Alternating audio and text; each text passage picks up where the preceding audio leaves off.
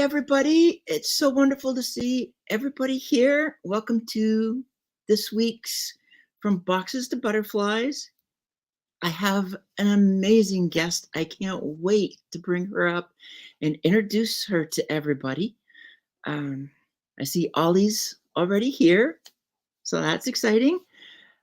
And I want to go through a couple of things before I bring her up. I usually talk about especially the movement that I have, which is to move beyond boxes and shine. This focus on, especially with women, to stop hiding in boxes, stop letting people put us in boxes based on their views of us or what they learn about us in some aspect, and to actually be ourselves, move beyond boxes so that we can shine who we're supposed to be. And I do have programs for this. And I also look at working with organizations. A lot of my posts talk about how, especially with women, but everybody in the workplace is hiding something from their boss, from the work, from their fellow employees. And so there's really such an importance for well-being in the workplace, and understanding that when we don't have to spend energy building these walls so somebody doesn't know that we are neurodiverse, that we came from another country, that we are LGBTQ plus, that we overcame an addiction, all of these different boxes, and there's so many more. When we don't have to spend time trying to hide that because we fear what others might say, what they might do, that's what it means to move beyond boxes and shine. The well-being goes up.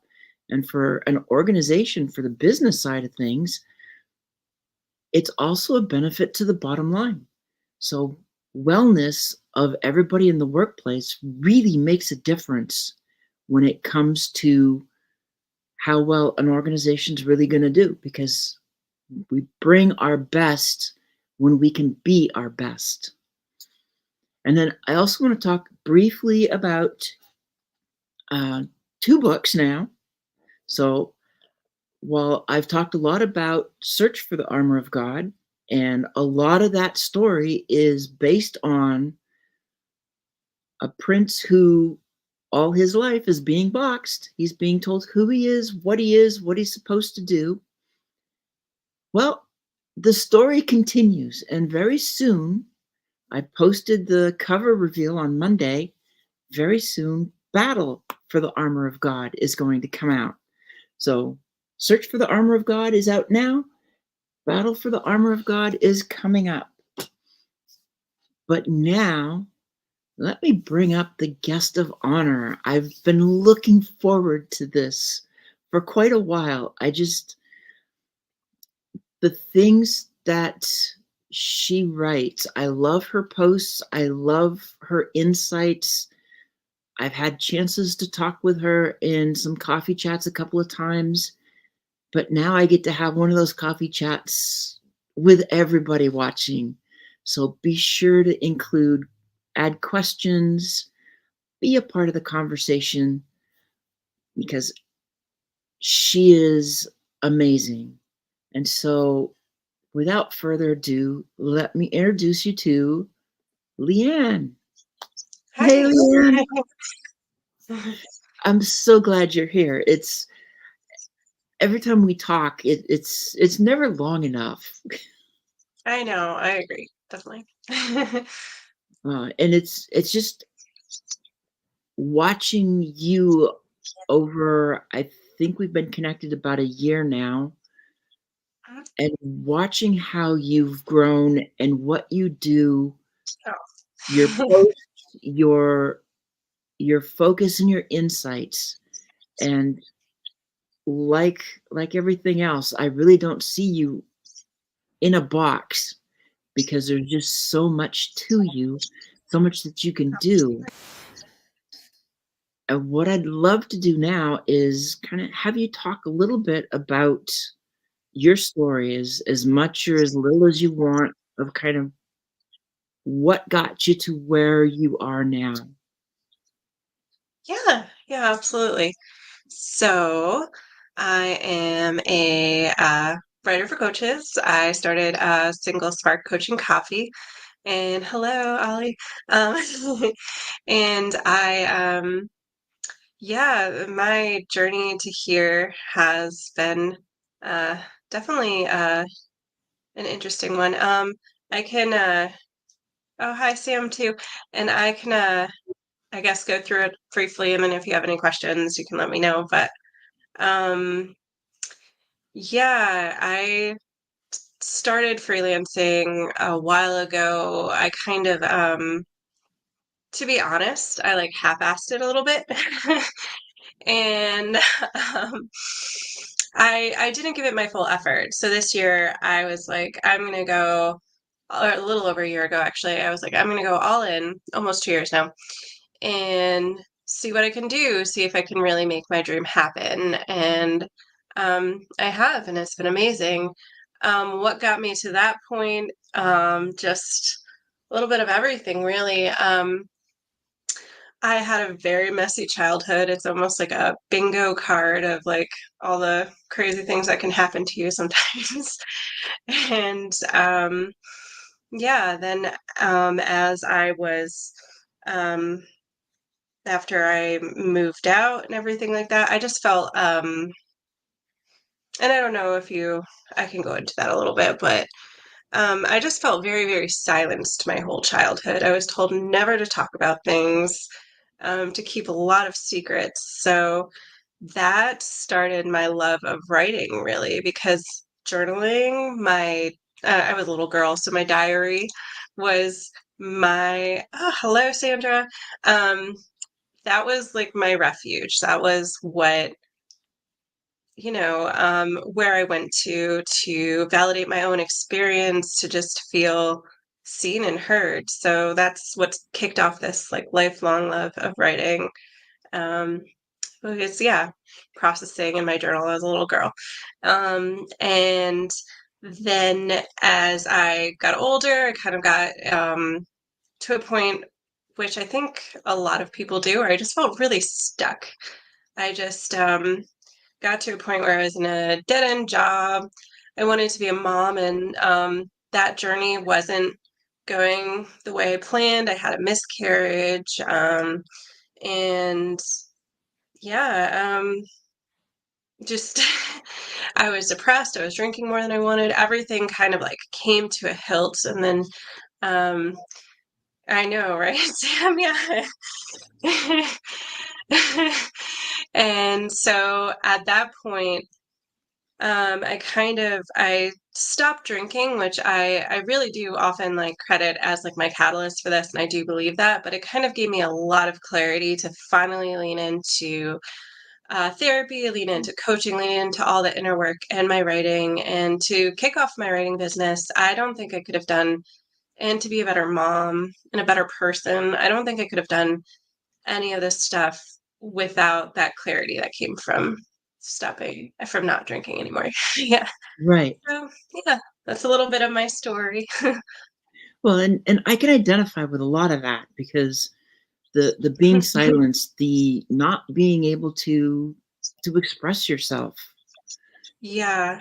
It's so hard when you know you've got things to say and be yourself, and yet that's what you're hearing from others is like, don't say anything, don't talk.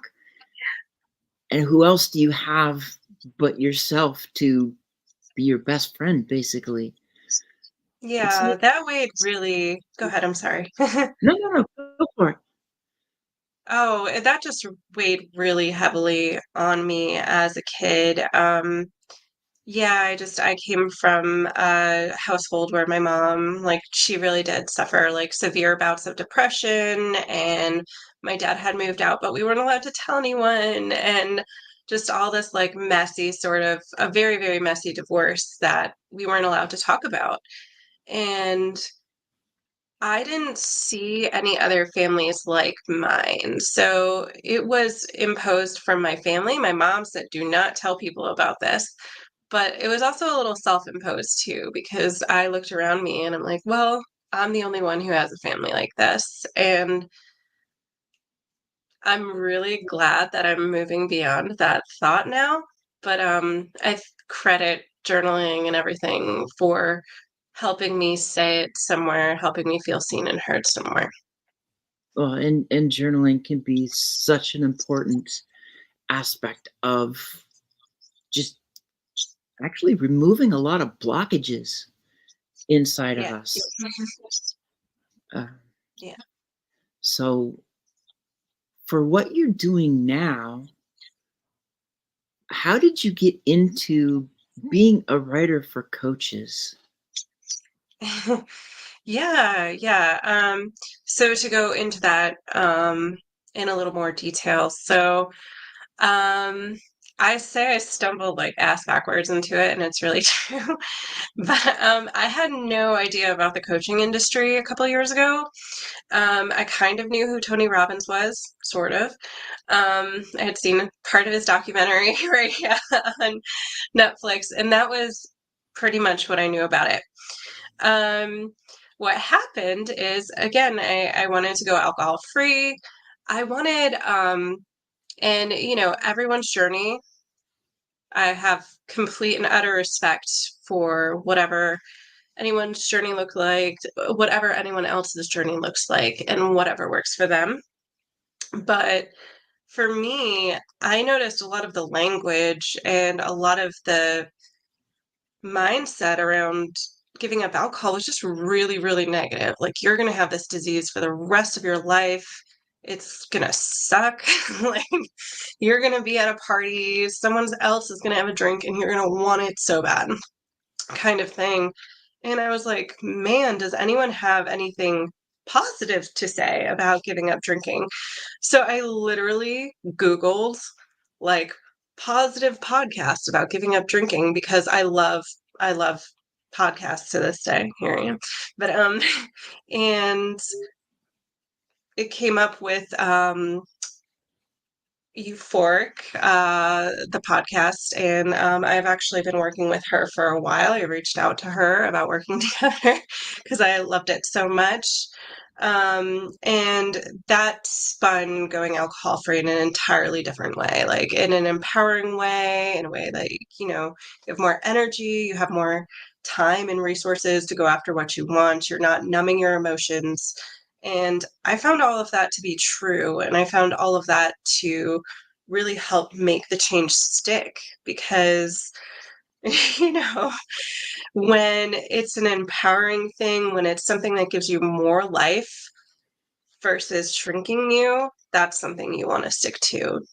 So, yeah, I loved it. I loved working with her. Um, so I started working with her first, and then I just kind of noticed that this whole genre that I didn't even really notice, like, or niche that I didn't really notice existed before has like just so many insightful things to say about growth and about continuing that inner work that's really made all the difference for me. So I wanted to be a part of it, man. I wanted to be like really, really involved. So yeah. And I love that. It's seeing how each of us gets into what we're doing, that story that takes us into what ends up driving us. And I can see your drive with your posts, in our conversations, and then to hear this is kind of where things started, and the catalyst that happened from reaching out to this person that took you, it feels like, in so many different directions, is really beautiful. And it talks about the importance of reaching out to people Yeah, to definitely. see what can happen, having a real conversation, not just pitch lapping and all that stuff. Yeah, definitely. Yeah, yeah. No, I definitely um didn't I mean I know there's so much stigma around pitch slapping and everything like that. And I honestly didn't know what it was at the time. And I don't think me reaching out to her would consist of that because I had done like a lot of listening to the podcast. I had Right. really understood everything she was about. Yeah. So, Well, yeah, you but, you develop that friendship, it sounds yeah, like, from the beginning, which is yeah, which is really the way so many people who I feel like are more successful, that's where everything starts, is the relationships. And then I love what Sam says about being able to talk about traumas, which can be so negative, yet we don't have to do it in a negative way. Um, and then we have our beautiful Sandra. yeah. Well, whatever makes, whatever works for everyone. It's fine. But Um, no, what Sam said is a great point. I think sometimes people really avoid talking about trauma. I've even noticed it a little bit in the coaching circles because um um, they're almost afraid to poke the bear or something like that. If you need to tell someone like, maybe you should talk to a therapist as well. I don't think that's a bad thing. But at the same time, I also don't think trauma has to be as scary as we make it out to be.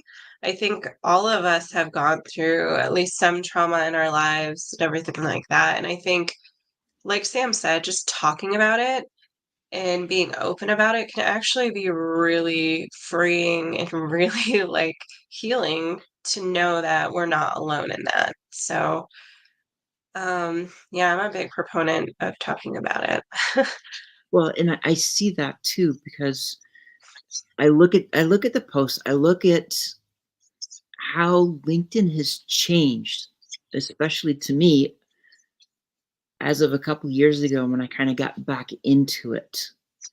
And to see that people are talking more about being vulnerable or being more open about the things that they've gone through, understanding that doing so is healing not just for the person that's talking, it's healing Yeah. for many that are listening who can go, oh, they went through it too. I'm not alone.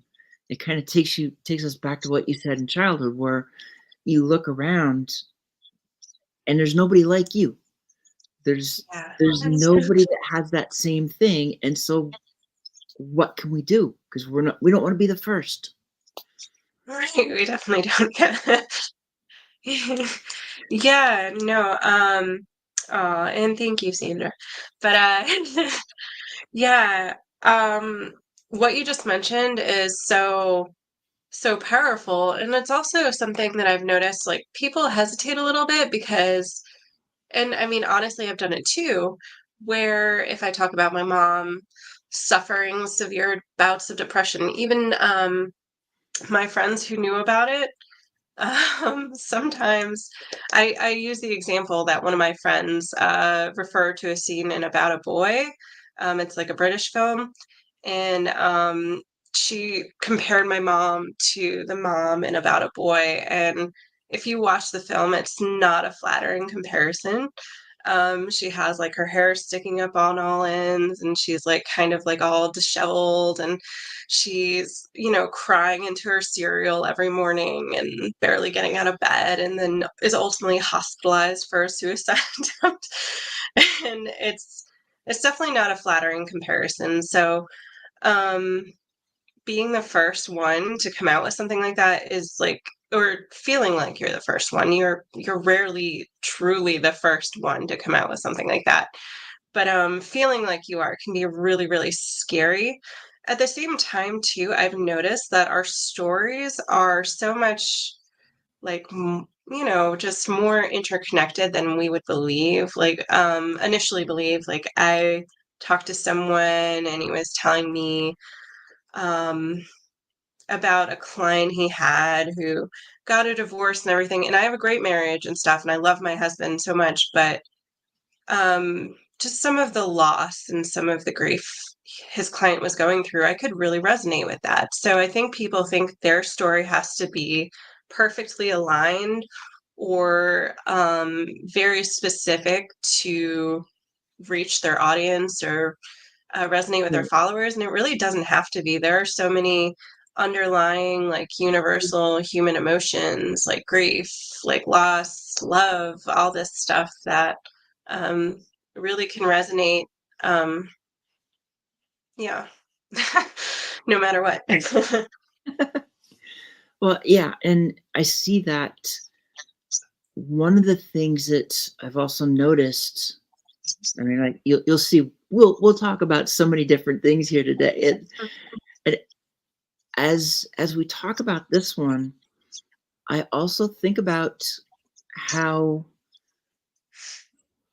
over this summer I went through a period where there were those who were sharing their things for Constance Leland had a 50 inspirational this summer, and there was people telling their stories. They had trauma was part of it, and essentially what they went through and where they're at now. And as much as they asked for my story, I kept dragging my feet because I'm listening to what other people are saying. And it's like, how do I match up with them? And at the same time, I'll be the very first one to go, your trauma is your trauma. It's no less than somebody else's. So I'm have so you guilty of run this into too. that kind of the comparison of that? I'm sorry. Say the last bit just again, because Well, sort of talked it's over you a that, little bit without meaning to. yeah, that when you're getting ready to tell your story, to talk about it, and then somebody else says something, does that impact kind of your willingness to say, because maybe you feel like their story is more than your story? Um, yeah, sometimes definitely. I've actually experienced it both ways, which almost doesn't make sense. I've experienced it exactly like you said it, where I felt like, well, other people have been through so much more than I have, so who am I to share this? And then I've also experienced it the other way where I'm like, woo, if I like gave all the details here, people would be like, wow, that was fucked. Sorry to, I hope that's okay to say. That was fucked up. Yeah. I'm So, um, I've experienced both extremes when I've like thought of sharing my story, and I think sometimes we all do because, yeah, we have that tendency to compare ourselves with other people. But what helps when I'm going through that, and I could, sometimes there is that weird desire to kind of like feel legitimate, and it's like something that we all have, and I've had the temptation sometimes to like bust out my most crazy shocking story just like privately with someone to prove that I'm not exaggerating how bad things were, but I'm not willing to do it 100% publicly. And um but what I found is when that comparison sort of is going on, I try to think of it like, who is this going to help? And I try to think back to when I did feel like I really did feel really alone when I was growing up.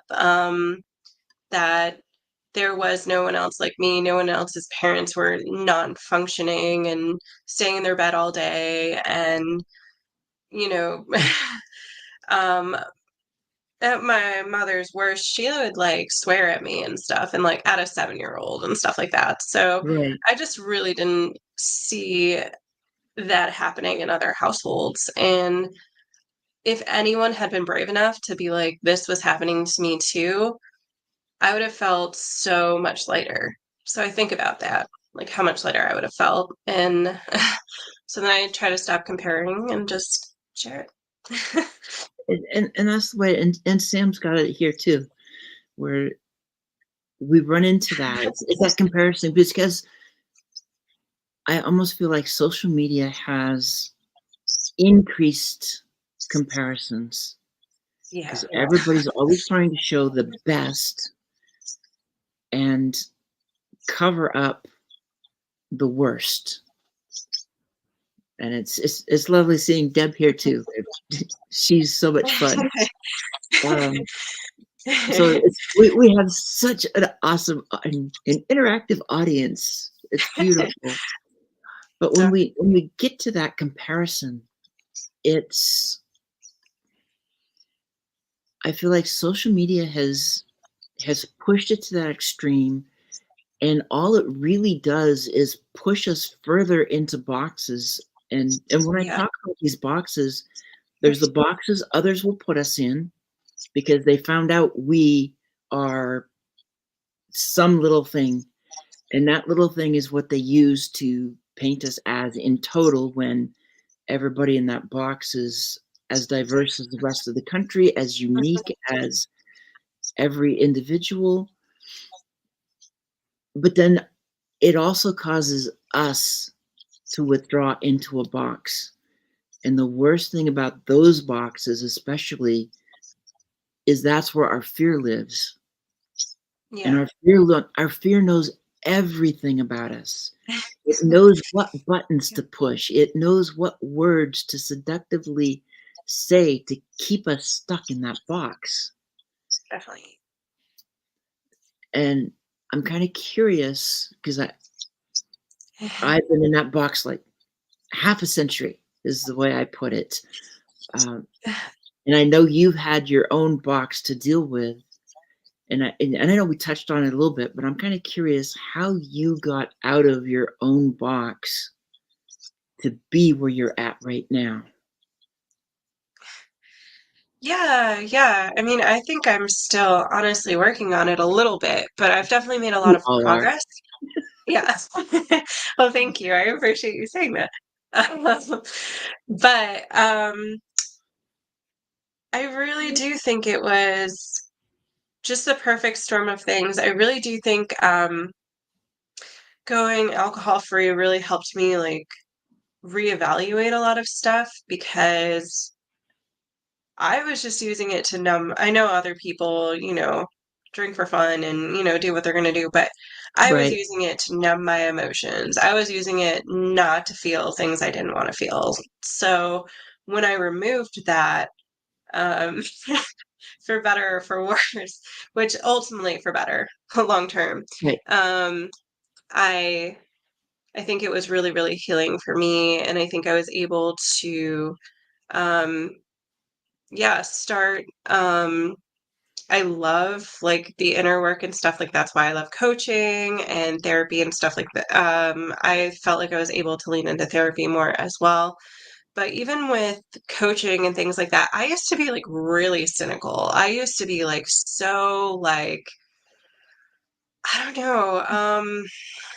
Just like a really, really jaded, cynical person. And now I feel like I have opened my mind up to things like intuition. There was like so long where I wouldn't even say that word. I had to say like go with your gut or trust your gut. I could not say the word like the words trust your intuition.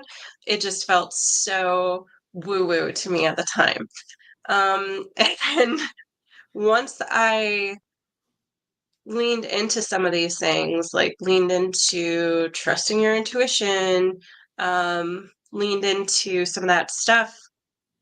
It was really healing for me. And one of the things actually I think um I I'll answer that in a second, but one of the things that I think was so transformative for me and stuff is that I think all my life I was given the message, like, basically, like, "Sit down and shut up, play small, like, your dreams just aren't gonna happen," and when I challenged that, and when I was like, "No, you know, I am worth, pursuing this, I'm gonna give this my all, and, um, I'm not gonna be, like, quiet anymore, and I'm not going to be secretive about my whole life anymore," and everything like that. I think that was really, really.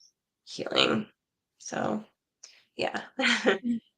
Well, I'll bring this one back up because This I think we both have may have something to say on this, but uh, this is such, I mean, this is such a loaded question for me. Well, thank you for asking. Uh, but honestly, I was raised Roman Catholic, and then when, like I said, my childhood is like a messy, messy bingo card. When I was about 12 or 13 years old, my family converted to evangelism. And unfortunately, that church was really, really unkind. It was really hard for me to get behind it. They were just very, very not inclusive, and they pretty much openly just preached hate for people.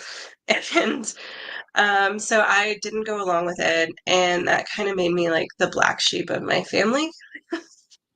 So um, there was a while when I was younger where I kind of just like completely turned away from that. I was really fed up with that. I was really hurt by what had happened to me when my family converted and then kind of shunned me that way. But over time, I've kind of come back to it and been more spiritual and stuff like that. So I think I found it in my own way. And um, yeah, well, yeah, in my own way. Yes, I'm spiritual. I kind of feel like we had this conversation once during one of our chats because for those who do know my story, many will kind of question why faith is still my foundation, and yet it's always been. Um, I mean, when I look at the two books I've written, the it's all focused on the armor of God. My grandfather was a Lutheran pastor, and it was actually reading in Ephesians, reading the whole book. I got to Ephesians 6. It took over 3 weeks because it was a Bible study. It's like I kept wondering, what is Grandpa numbering? Because he had these numbers and circled them. It's like, what's he doing? And the third week, it's like, oh, he's numbering the pieces of armor. And the next thought was, can I make a story? And that's where the books came from. But then even with my own journey, for what I've been through, I actually went to the Bible looking for the reasons not to, and was only shown I'm where I'm supposed to be. And then it's like he started opening doors, and I can point to very specific miracles that have happened. So this is just, for me, I can't imagine going where I'm at without faith. Yeah, yeah. No, I love that. That's really beautiful. Um, yeah, yeah, no, I mean, I kind of have like my own spirituality, and that's something I'm sort of exploring too, is like I've gotten back into spirituality. So, Yeah, I think in this case, the way Kevin's got it written there, it's like we're all black sheep. I do the same thing. In my family, oh man. I am the black sheep. I really don't talk with anybody in my family because there's the when family doesn't accept you, kind of like you said with faith, when they don't accept you, it's hard to do anything with them and connect with them. Yeah, yeah. No, I definitely, that was just a part of my childhood that was really hard because, of course, I loved my family. Like, I loved my family, and Mhm. it was just really hurtful to hear them kind of say things and sometimes act in ways that I felt were really deep down, um, like against my values and stuff. So, Right. um, yeah, and they've actually left that particular church just because they got a little crazy. I don't know if you want me to like go into that. That's really crazy. But It's in I that mean, point, it's basically like they it's said up one of to you my what you nephews. want to say.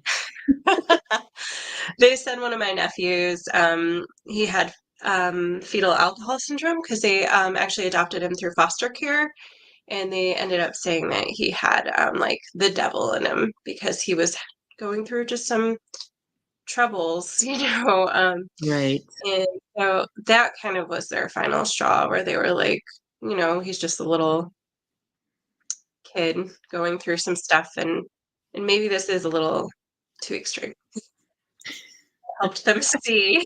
But No, no, I'm not anti-religion. I think it's really beautiful what it can do for some people, and I definitely am spiritual. So I think Sandra's got the right idea there. I get this feeling that just about I would love everybody in that. the chats is going to be in this group. I would love to start a Black Sheep Club. Yeah, it's just been that way throughout life. Um, but then I kind of want to get an idea, and I know we kind of have to stay away from a certain thing, but your focus on writing as well. Kind of what Oh, what would you what would you really like to do in terms of writing for yourself?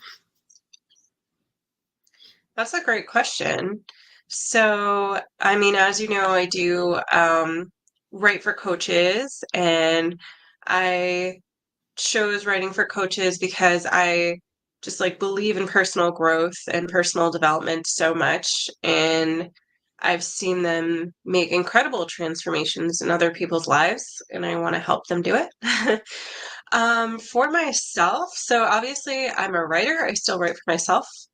Um, I think I am working on a book as well, and I think what I want to do personally, in addition to helping others get their message out and helping them transform lives, I think what I really want to do, and it's really like simple. I think C.S. Lewis said it maybe. Don't quote me on that, but um, it's just like I want people to know they're not alone. So Right. I'm working through things where I want to be able to tell my story in a really unadulterated kind of way.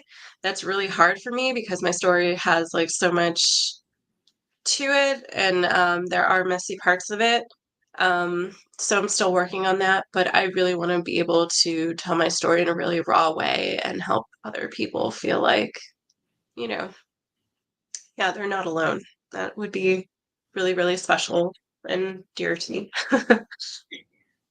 So are you looking at basically writing your own book for this? Yeah, Yeah. yeah. Okay. Yeah. Looking into writing my own book for that. Another thing, actually, and I hope it's okay if I'll skirt around it as well, the thing that we're not supposed to talk about. But another thing, yeah, the other piece of it, and this is just writing in general, whether it's writing for coaches, copywriting, writing for myself, things like that.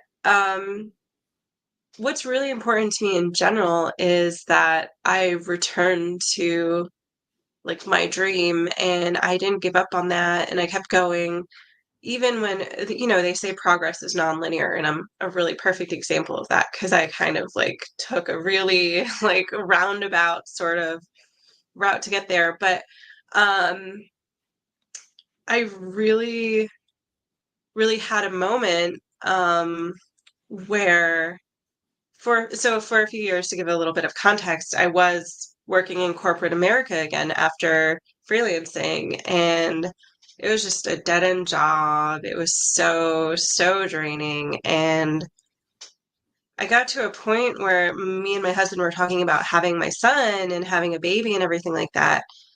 And it was like when he asked me about his dreams and about what he's capable of, I want to be able to tell him he can do anything. And then I was afraid he was going to turn the question back on me and be like, "Well, what about your dream?" And if I was still doing what I was doing back then, yeah, that wasn't a very Right. good example. So, It kind of actually lit a fire under my butt, and then I was like, okay, like if I'm want to tell my son he can do anything, I should try. I should try to put my money where my mouth is, kind of thing. And so I went for it, and yeah, went back to my dream of writing, and I'm really, really pursuing that and really making that work. Well, And and yeah, a lot of that is for him. Yeah, and I want him to know that, yeah, it's not bullshit to chase your dreams, but it takes work. Yeah, it definitely takes work. I feel like coaching has actually helped me a lot with that because honestly, like again, I used to be very, very jaded. And I did think it was bullshit to chase your dreams. I thought at some point you had to give it up. It's like a pipe dream. You have to like just take your place in life and kind of thing, take your lot in life. And I am feel so, so grateful that I shifted my mindset around that because it's a really depressing way to live. You yeah, know? I Yeah. had to put Ollie back up because I swear he's the king of puns. I know, And yeah. the minute you were saying bullshit, it's like, oh, I got to put Ollie back up again with this one. I know. And what's I've seen your writing. I've read different aspects of your writing, and I think it's beautiful. I love the way you get your message across. Um, Thank you. your posts, anybody that is not already following or connected with you, they need to do that because your posts, you just have a style that is beautiful on that. We all have our different styles, and what I like about yours is you're so good at getting a point across, whether you go long or whether you go short. I feel like you really can do both, and I tend to go more on that longer side when I write, and I know that can be harmful when people want to talk about the algo, but like, you Oh, kind I of have love to go getting wordy through too. it. I think And, people can tell that from my posts. Yeah, and that's another thing that like I don't think you have to fear the algo always. Like I definitely have some longer form posts. I even had someone approach me to work with me and they're like, "How can I get clients while also writing long form posts?" And I'm like, "Wow, I didn't really notice that was this wording all the time." Because they're like, "You still do well and you write a lot." And I'm like, "Thanks, I guess." But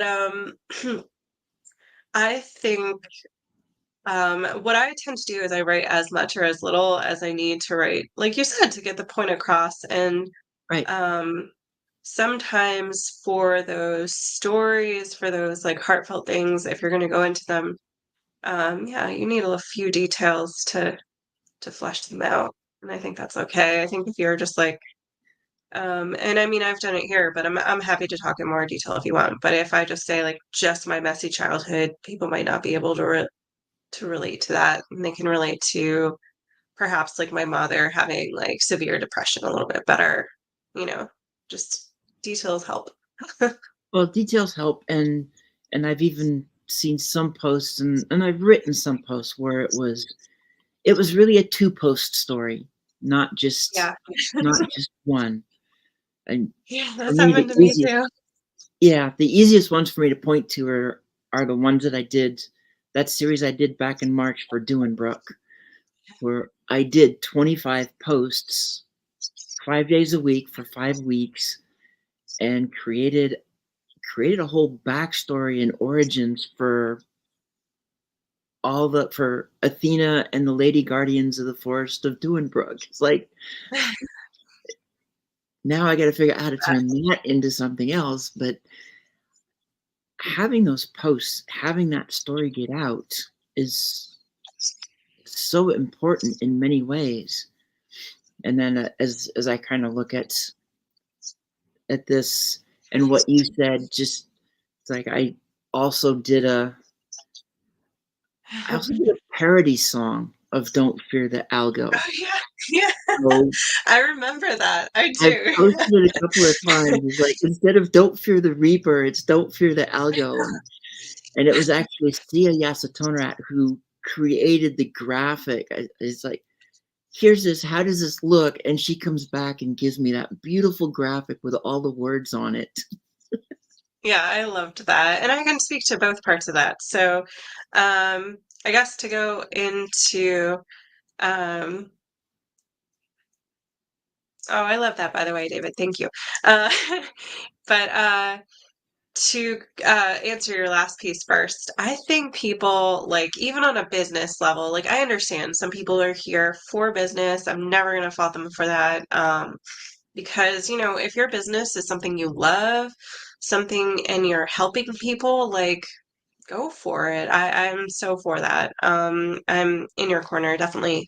So, yeah, at that point, like, can the algorithm get a little stressful? Perhaps, but um, I always tell people to definitely look at trends over time versus like one post. If you have one post that tanks, who cares? If you want to take a break for a week, who cares? Like, trends over time are what matters. So if you're consistently tanking over time, then maybe tweak things here and there. But and it all depends on your goals as well. I've had people, say like, "Oh, I'm here just for fun," and it's like, well, that's amazing. But if you're here for business, if you have a business you love and you're trying to build, just don't drive yourself too crazy with every single post. Definitely look at trends. I think that's a saner way to look at it. And the other piece of it, the longer post or the two parts, I've done that a few times as well. And gosh, one of them that stands out to me is that, and I do occasionally. So I have a few pillars for my business, and yep, yeah, I love that, Sandra. Yeah, we definitely need time for humor and variety and everything. Oh, yeah. Um, but um, one of the things I like to do, bye, Kevin, um, is I definitely like to um so my pillars are like writing, coaching, compassion, growth, and like I have a little bit of spirituality in there. Um, but what I love to do for compassion is I really do like to share like vulnerable stories sometimes and just like let people know they're not alone. And one of my two-parters was I got a blood clot in the hospital. Well, let me rephrase that, sorry. Misspoke. But about a weekend before I gave birth to my son, they found a blood clot in my arm and I was hospitalized for it. And that was a two-parter for me. And I wrote about that again to kind of let people know they're not alone because, um, yeah, I feel like women are given in so many different aspects of life, but in motherhood and stuff like that, I feel like they're given kind of, or we're given like this, I don't know, just like this kind of like, again, don't talk about it sort of thing. And so it was very important for me to talk about a complication that came up and not shy away from it and Right. let people know, like, yes, this happens to us. Like, so I did. I mentioned the blood clot, and then I think the next post I mentioned like just health anxiety and how having something like that because um, that was a humbling experience for me because I think that's the first time as someone who's 35, I really felt um, yeah, like I had a major health scare because if blood clots do travel, they can be a stroke, a heart attack, an aneurysm, like all these awful, awful things, pulmonary embolism. Yep. And I was really, really fortunate that it didn't, and that I got treated when I did. But it definitely contributed to some health anxiety too. So I wanted to let people know that they weren't alone there. And like I said, it was also really humbling because I've never at least at 35, had an experience where I thought like, oh, okay, this could go downhill really quickly. Right. Well, and Yeah, I remember when you puts wrote things that. into perspective. I remember when you wrote that because I think it was about around the time the last time we talked, and you were talking about the blood clot, and I understood it very well because I've had as well. I Yeah. had one I had one in my left Scary. leg that basically went from mid thigh down to mid calf. So Yeah. it's like for some of us, warfarin is our friend for life. Or I guess I really like to just say rat poison is my friend for life. No, I know. Yeah. Yeah. So it's scary, but yeah, I like to um yeah, just like really openly talk about like things that can happen. Yeah, just life as it happens because I think so many people like shy away from some of that stuff because like they're like, oh, this is gonna make someone feel awkward. But if we all feel like that, like just how lonely and like, I don't know, miserable are we all going to be? You know? Like, Well, yeah. and that's that box again.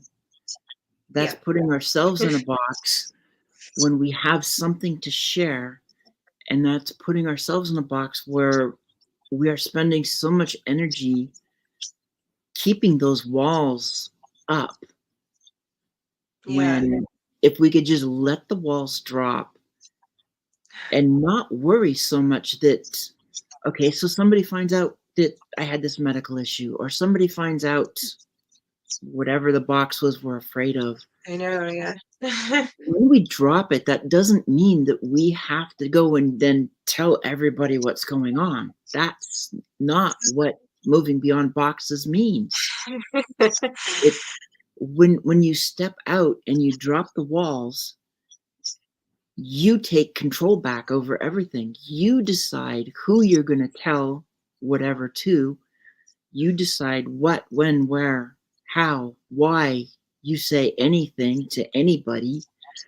And most importantly, you decide if you're going to say anything to anyone anyway. And then Yeah, on top of that, it removes the pressure that if somebody does find out, they found out. So yeah, what? yeah. You own that Yeah. box. When you own that box, Mhm. it no longer owns you. When you own your fear, it no longer owns you.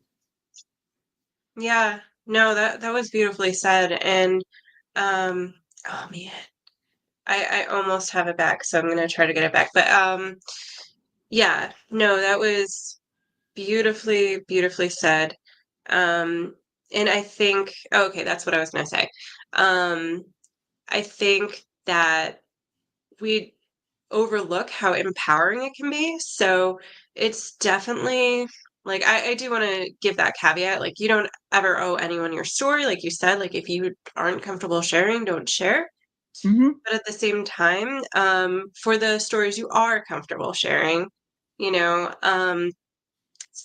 Sandra, but for the stories you are comfortable sharing, it's so empowering when something that when you share that triumph, when you share like your strength and everything like navigating whatever challenge you went through, and that helps someone else um yeah, on their journey and helps someone else get through it like a little and feel a little bit less alone, helps someone else get through it a little bit more gracefully, helps someone else get through it with a little bit, with fewer headaches, whatever the case may be. When you can share your story and it really, really helps someone else, makes someone else feel lighter and makes their life easier, it's just so rewarding. And that's what I found a lot in the coaching industry and everything like that. I've seen so many coaches just share so many hardships that they've went through and but using them to just empower other people and help them really, really grow. And I think that's a beautiful. It is. And as I knew it was going to be, all of a sudden we're so close to the top of the hour. And this this is what I love about these conversations is not going into it and not really knowing where we're going to go. I just know that it's going to be a great conversation. And I mean, I'll just do the advance right now. It's like, here's next week's conversation is with Sandra. So I know it's going to be Oh, is all it? over the Oh, place. that's Yeah, awesome. it Yeah. is. I'm so looking It's gonna forward be an to this awesome conversation. because it was on her live last October Mhm. that I basically said, okay, I will come on and we can talk about my story. So that was the first time that I really gave my story on LinkedIn was with her. And now I get to have her on with me. So I love that so much. It's coming full circle. in so many ways, yes. And when with the last few minutes, what I really want to have you do is provide a little bit more about how people can reach you, how to get a hold of you, any nuggets you want to put with that, but then any last thoughts that you want to add to this, and um, kind of like your own golden nuggets. Sure, sure. Let me see here. So, all right. So definitely you can reach me on LinkedIn. I'm Leanne Kinde. And you can also reach me on my website. It's www.singlesparkcoachingcopy.com. Um, and any nuggets, I would really say that sharing your story can be so, so powerful. I think people get overwhelmed sometimes by trying to share it exactly like in the most precise chronological order or get bogged down by the details or something like that. My recommendation would almost be to like pick like 3 or 4 bullet points and see if you can distill your story down into that and start there. And you can break your story up like the post. It can be several different posts. You can have several different stories. So you don't no need to overcomplicate it. Keep it simple and I guess like never underestimate like the power of words. I think like intuition or something like that. I think sometimes when I talk about that, people think it's like a little flowery or idyllic, but honestly, I really can't overstate how like powerful words are and how much like healing I've gotten through journaling, through doing what I do and I don't think I don't think it's possible to overstate the power of words and bringing people together. Yeah, word. I love that, Holly. And I really do think, they have the potential to just like heal, inspire, motivate people to action, everything like that. Language has like been such like a strong foundation for societies and cultures and stuff. I always find it strange that I actually have to argue that a little bit. Like I find it really odd. It's like trying to argue that the wheel is a significant development. I'm like, no, I'm not being idyllic here, guys, I'm not being flowery. Words are a big deal. So, yeah. Words, Tremendous power of words, connect people, bring them together, build empathy, build trust. It's just, yeah, really, really magical. it really is, and they're so important. And for everybody, just I'll just toss it out in terms of Ollie. Ollie was on last week, so if you want to know a little bit more about him, if you haven't met him, Yeah, he was. you can really get a taste for Ollie from last week. Actually, that's how he put it too. He was like a buffet. So anyway, but it's been great having you on, and it feels like it's not long enough. We're just so much. I I feel like know, we it could doesn't. go Yeah. into. Um, so and then Sandra's like, big announcement next week. That's going to be interesting too. See what happens. Oh, yeah, I'm Um, excited. I want to hear what yeah. she has to say. So with that, we'll just kind of close it out, say goodbye to everybody, and just, again, I'm so happy that you were here. I'd been once I started, I knew I wanted you on. And the other little tidbit I got is now I know how to actually say your last name. I know so many people say kind. I've gotten Kinde, stuff like that. So Yeah, well, it's like, okay, you find it, and you said Kinda, right? hmm Oh, Yeah, well, Kindi actually is the indeed. correct Indeed. Okay, pronunciation. that's what I wanted to get it stuck back in my head again. So it's like, okay, now I know I will say it right going forward. Oh, well, thank you. But it's, yeah, it's great to have you on here. It's great to have everybody that has been in the audience. I've gotten that And before, Ollie the Kindle. interaction is just beautiful. I love it. I love it when everybody's this Oh, active. yeah. Thank you, Uh, Deb. so with that, I think we're going to go ahead and close it down because we've crossed the hour mark, which almost always happens. But thank you again, Yeah. everybody, for coming. It was great having you here, and I look forward to seeing you all next week. Bye. Everyone.